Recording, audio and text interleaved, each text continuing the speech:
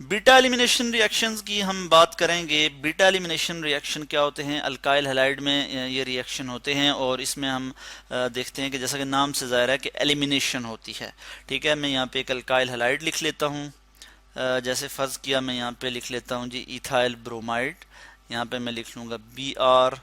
यहाँ पे क्या लिख लूँगा, यहाँ पे जो है कार्बन की वैलेंसी सेटिस्फाई कर लूँगा और यहाँ पे मैं हाइड्रोजन लगा लूँगा। इसी तरह से यहाँ पे भी, यहाँ पे भी और यहाँ पे भी। इससे पहले हम सब्स्टिट्यूशन रिएक्शन पढ़ चुके हैं, न्यूक्लियोफिलिक सब्स्टिट्यूशन रिएक्शन के न्यूक्लियोफाइल जो है वो अटैक करता है जो इलेक्ट्रॉन डेफिशिएंट कार्बन है या इलेक्ट्रोफिलिक कार्बन है उस पर अटैक करता है और उसके नतीजे में क्या होता है कि जो हैलाइड आयन है या जो हैलोजन एटम है वो वहाँ से निकल जाता है। ठीक है, एज अ लिविंग ग्रुप के तौर पे। तो एलिमिनेशन रिएक्शन में क्या होता है कि न्यूक्लियोफाइल के अलावा जो जो इलेक्ट्रोफिलिक कार्बन है उसके अलावा भी एक साइट होती है जो है वो न्यूक्लियोफिलिक अटैक के लिए, और वो कौन सी साइट है? वो जो है वो हाइड्रोजन एटम है जो कि बीटा कार्बन के साथ अटैच है। अब बीटा कार्बन कौन सा है ये मैं आपको यहाँ पे बता दूं। ये वाला जो कार्बन जिसके साथ डायरेक्टली हैलोजन एटम अटैच है इसको हम कहते हैं अल्फा कार्बन एटम, और ये वाला जो कार्बन जिसके साथ सेकंड कार्बन जो है जो कि अल्फा कार्बन के साथ अटैच है इसको हम कहते हैं बीटा कार्बन। तो इसके साथ जो हाइड्रोजन एटम है, फर्ज किया ये वाला हाइड्रोजन एटम अगर हम कंसिडर करें तो ये वाला जो हाइड्रोजन एटम है ये इस केस में जो है वो इलेक्ट्रोफिलिक होगा, इलेक्ट्रोफिलिक हाइड्रोजन एटम होगा और जो न्यूक्लियोफाइल है वो इस पे जो है वो अटैक करेगा। ठीक है, और इस केस में हम जो है वो देखते हैं कि कोई भी न्यूक्लियोफाइल लाइक मैं यहाँ पे न्यूक्लियोफाइल शो कर लेता हूँ OH हाइड्रोक्साइड आयन जो है ये हमारे पास एक न्यूक्लियोफाइल है। ठीक है जी, ये यहाँ पे जो है वो अटैक करेगा। किस पे अटैक करेगा? इस बीटा हाइड्रोजन एटम पे।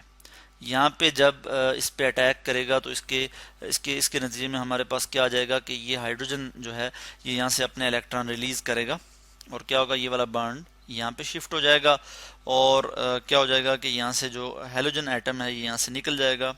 इसको मैं यहाँ पे इस तरह से शो कर लूँगा और हमारे पास जो है वो प्रोडक्ट क्या आ जाएगी, मैं यहाँ पे लिख लूँगा कार्बन, कार्बन सिंगल बॉन्ड, यहाँ पे आ जाएगा हाइड्रोजन, इसी तरह यहाँ पे भी हाइड्रोजन आ जाएगा और यहाँ पे डबल बॉन्ड आ जाएगा।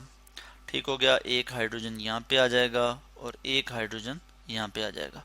इसको हम कहते हैं ईथीन। ये क्या आ गया जी हमारे पास? ईथीन प्लस हमारे पास क्या आ जाएगा, यहाँ से हाइड्रोजन निकल जाएगा और यहाँ से ब्रोमाइड आयन जो है वो निकल जाएगा। तो ये मिलके क्या बना लेंगे, hydrogen bromide plus hydrogen bromide, मैं यहाँ लिख लूँगा HBr।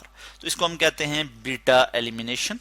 ठीक है, और इस केस में क्या हुआ कि जो बीटा कार्बन है इसमें से हाइड्रोजन जो है वो यहाँ से निकला और अल्फा कार्बन से ब्रोमीन जो है वो यहाँ से निकला, तो हमारे पास अल्कीन जो है वो प्रोडक्ट आ गया। तो इस तरह के रिएक्शन को हम कहते हैं बीटा एलिमिनेशन रिएक्शन। यानी यहाँ पे हम यूज़ करते हैं ये जो न्यूक्लियोफाइल है ये कहाँ से आया है जी, ये हमने किसी बेस से हासिल किया लाइक पोटेशियम हाइड्रोक्साइड। जो हमारे पास रिएक्शन कंडीशन है वो क्या है जी, पोटेशियम हाइड्रोक्साइड हम यूज़ करेंगे यहाँ पे।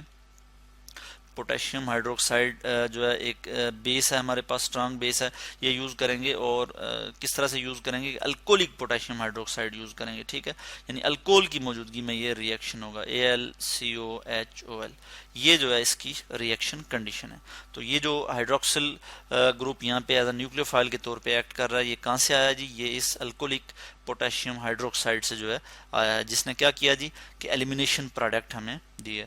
तो इस तरह के रिएक्शन को हम एलिमिनेशन रिएक्शन कहते हैं। इसकी फर्दर टाइप्स हैं, इसमें हमारे पास एक टाइप आ जाती है जी E2 रिएक्शन और एक और टाइप आ जाती है जिसको हम कहते हैं E1 रिएक्शन। ठीक है जी, यानी E2 को हम कहते हैं बाई मॉलिक्यूलर एलिमिनेशन रिएक्शन। क्या कहते हैं जी, बाई मॉलिक्यूलर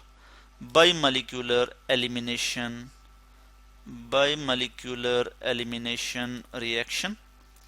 और इसी तरह से हम जो E1 है इसको हम कहते हैं यूनिमॉलिक्यूलर, यानी एक मॉलिक्यूल इसमें इन्वॉल्व होता है। और बाई मॉलिक्यूलर जैसा कि नाम से ही ज़ाहिर है कि दो मॉलिक्यूल इसमें इन्वॉल्व होते हैं, तो हमने यहाँ पे लिखा यूनिमॉलिक्यूलर एलिमिनेशन रिएक्शन। तो इनको हम फर्दर स्टडी करेंगे अलग से नेक्स्ट वीडियो में। अभी तक हमने बात की है कि बीटा एलिमिनेशन रिएक्शन क्या होते हैं।